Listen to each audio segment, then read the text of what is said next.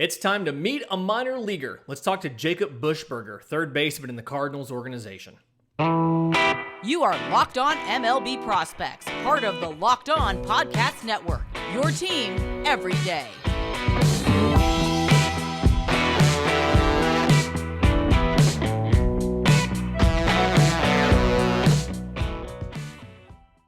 Yes, welcome on in to Locked On MLB Prospects, your home for all things minor league baseball. I'm your host, Lindsey Crosby, baseball writer for Sports Illustrated. Thank you for making this your first listen every single day. And today's a fun one. We're talking to prospect Jacob Buchberger, third baseman for the in the Cardinals organization. Great conversation. We just sat down and we covered all kind of topics, from what life is like with a pitch clock to the process of selecting a team when you are not drafted. In his case, in 2020, in the 5-round draft, how he selected the Cardinals, and what a day in the life of a high A player looks like. Enjoy. Hey, folks, welcome on back into Locked On MLB Prospects. I am here with Jacob Buchberger, third baseman in the St. Louis Cardinals organization. Jacob, thanks for joining us. Thank you for having me. Absolutely. And you know, we so rarely get to hear from guys who got to pick their own organization. You're playing for the Cardinals, and when it was time to sign with an organization after college, you had a couple different choices. How did you go about deciding to be a Cardinal versus being a White Sox or something else? Yeah, so my advisor basically advised me to go towards the Cardinals because of the player development side, and a lot of other MLB teams respect them. They're a highly respectable organization. So he was like, go to this team. You know, they develop players very well, and in the future, if you do get released, other teams see that you've been playing for the Cardinals, or you played for the Cardinals. So they respect you. They know how they handle their business, and they just respect the player, and they believe the player could potentially help them. And it's like a springboard to another team in a way. Yeah, and going from a smaller university in Davidson to somebody like the Cardinals, what was that transition like? Because I imagine that there's one world of college baseball, and it's what you see with the SEC and things like that. But then playing for a smaller school and then going into the minors, what was that transition like for you? Yeah, it was different. It was difficult at first, just to see that the better pitching. Like at my school, we only saw low 90s once or twice a weekend. Like it was very, right. It was almost kind of unheard of for our division, our conference, to be throwing mid to upper 90s. There's one guy named Hunter Brown that got drafted by the Houston Astros my junior year. He was one exception, and he's doing well. I think he's in their AAA right now. So I mean, it's hard at first to get that transition, but the more you play, the more you see it, the more you're able to catch up to it and adjust to it. It's easier for sure. As much as I want to kind of nerd out and talk about some of the pitching you're facing for a second, I do have to ask about college, because you spent 3 years there, and you were I believe a third-team All-American, and you had eligibility when the 2020 season ended abruptly, and you went into the draft, and it was only 5 rounds. And so talk me through the thought process of, I could go back to college versus I'm going to try professional baseball. Like, how did you make that decision? What factors went into that? And, So my family was a huge advocate of just moving on in life. They felt like I've done everything I could at my college, and they're like, what more do you have to prove? I mean, I finished off hitting 525 the shortened season. So I mean, they're like, what more can you do?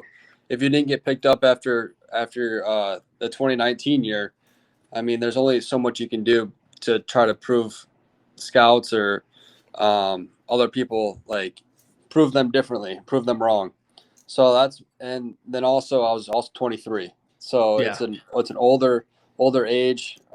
So the next year I won't have any pull. And I think that's what ultimately led me to just move on from college and go play professionally. Yeah. So then obviously they take you, they put you in A-ball in Palm Beach. One, that's an incredibly long drive for you, wasn't it? Yeah. Well, we flew. Luckily, we Okay. flew.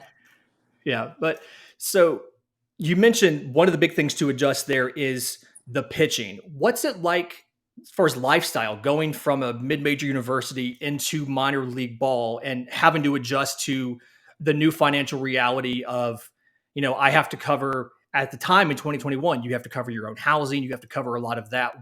What's that kind of adjustment like? How difficult is that to navigate for a new minor league baseball player? It was a grind. Luckily for me, I had a good support system.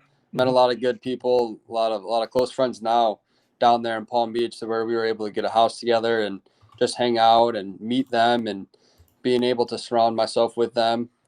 It's cool because we have a lot of similarities, a lot of things in common, and going down, it's kind of scary at first, but the more you talk to people, the more friendships you gain from it, the better off you are and the more comfortable you get. And I think that's what helped me and a lot of other players succeed, is because you just get comfortable. You don't try to do too much. Like you learn what you can do to succeed, and then you just try to use that, put it on the field, and just go play the game you love.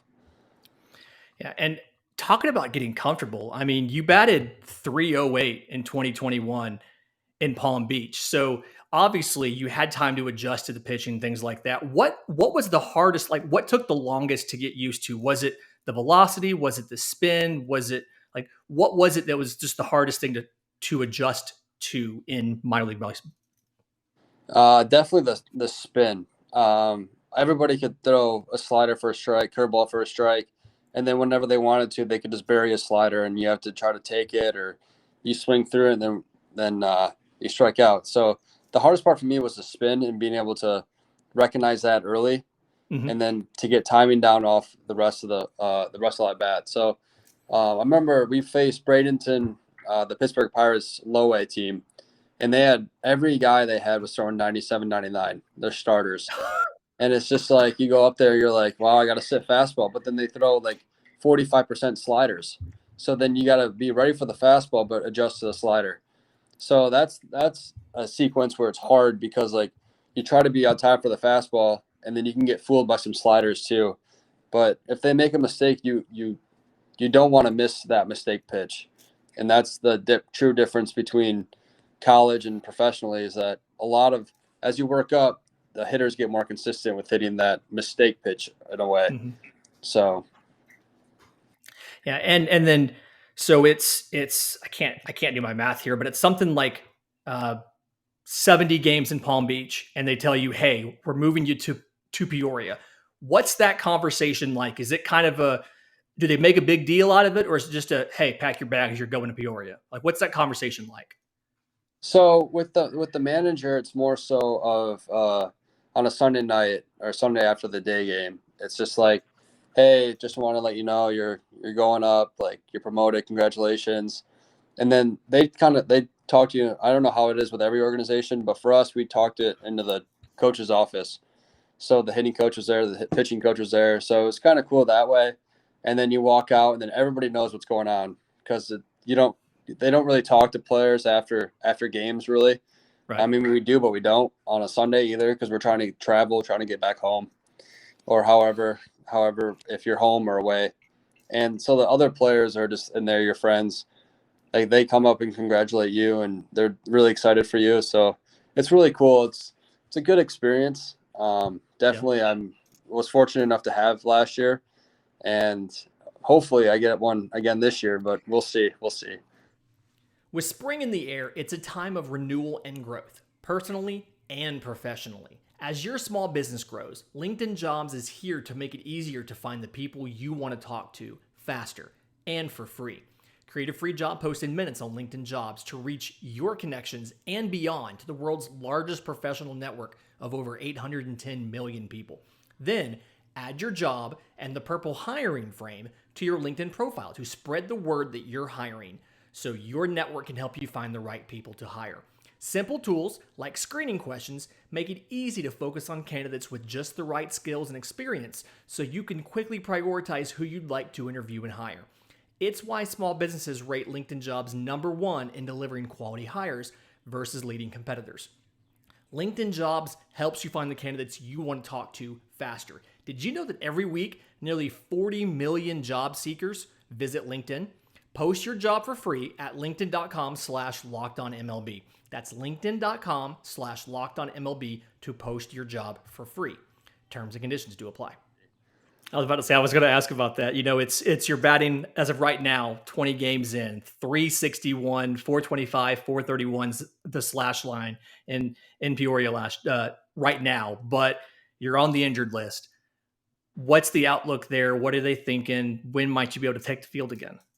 So for now, if all goes smoothly, next Friday, Okay. in Beloit. So that's the goal right now. I just tweaked my hamstring a little bit running to first base 2 Sundays ago. Mm-hmm. So that was really frustrating going through college, having 2 pulled hamstrings. So I knew what it felt like. It wasn't as severe as that, fortunately, but it was still enough time to be put on the injured list and having to rehab and just get stronger, more stability in my core, and then rotation stuff as well. And something I noticed about this season compared to previous seasons, just whether it's college or professional for you, is they have you playing more in the field as far as different positions. I know that in college you played first and third, and you started off kind of, at third, and you pitched some in college too. But they've played you at first and third and second, and then a couple innings in the outfield. So was that something where it was like an emergency thing, or was that something you asked about or they asked about? Like, how'd that come about? So this year it was more of an emergency thing. Right. Our center fielder got ejected, and then our left fielder. Is that a good story? So the umpire made a call at second base, and then our outfielder said something, and then the umpire said, "That's enough out of you."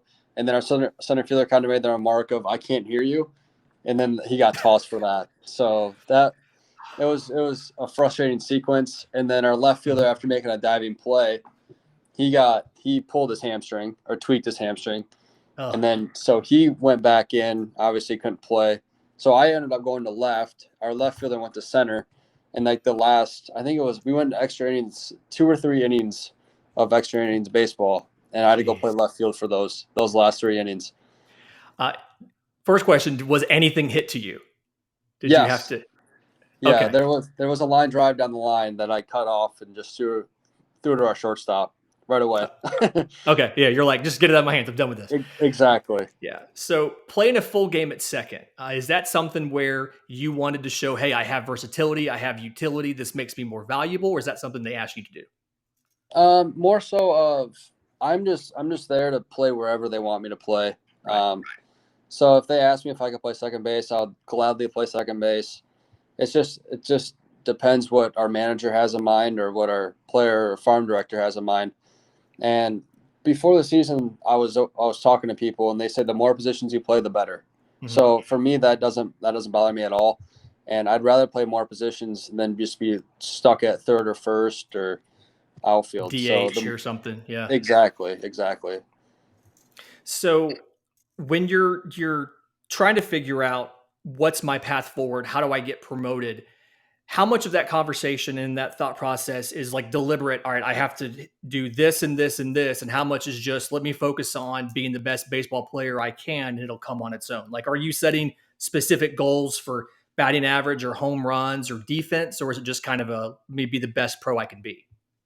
Yeah, I'm not trying to set too many like marks in a way, because I just want to focus on myself and just try to go out there and have fun. Just play the game hard and play the game the right way. And then if I get rewarded for it, great. If not, then that's just God's plan. So I just go out there, try to have fun and try to just play the best of my ability. And then hopefully something comes out of it. But I'm not too stressed out about that type of stuff. Just because it's out of our control. We can only control what we do on the field by playing hard. Obviously you make errors. You just got to flush it and move on. You just got to focus on the mental part of the game. That's the only thing you can really control. Right.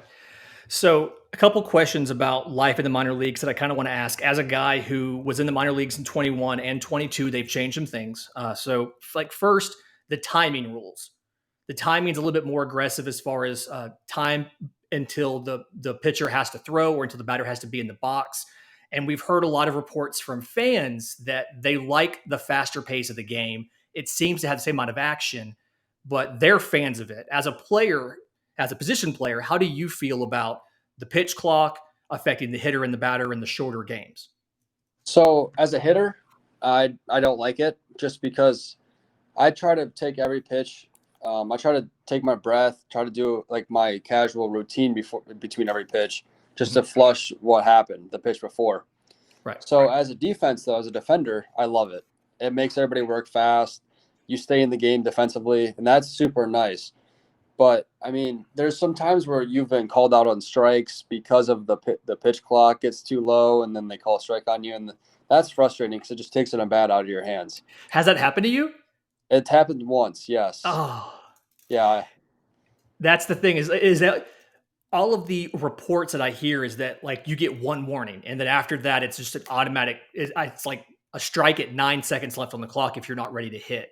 Is that something like, how has the enforcement of that been as they've been working on it? Has it been something where the umpires work with you and they're kind of understanding, or has it been kind of a hard, abrupt, no, this is the rule and we're going to follow it to the T? So it just depends on the umpire and the crew. Right. So at first, the first crew was pretty strict with it. It was like the third weekend. So they're kind of like, it was the first thing. The first week it was actually enforced. So they were pretty strict with it. But then like now it's like, okay, let's go. Let's hurry up. But if it gets down to like 7 or 6 seconds and the batter's still not in the batter's box, then it's a strike. There's a little leeway there. It's kind of like the play clock in football where they'll look forward, it hits 0, then they'll look down for the ball, and if the ball's still there, then they'll call it. That makes sense. Yeah, exactly. So one of the changes that we've seen this year as well is minor league teams are being required to provide housing for the players. So compared to last year where you were kind of on your own for that in Palm Beach and then Peoria, to now where the team is providing a place to stay and transportation to and from the ballpark and some food and all that, what's that experience been like, and how is them providing lodging helped you kind of focus on baseball and be a better player? Is that? Yeah, so it's super nice because you don't got to worry about going out and trying to find a place, find an apartment, and try to set up a sublease or like a shortened 6-month rent lease or whatever.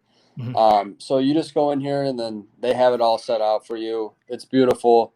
2 bed, 2 bath. So we're able to hang out with each other, and we're all within the same vicinity in the same apartment complex.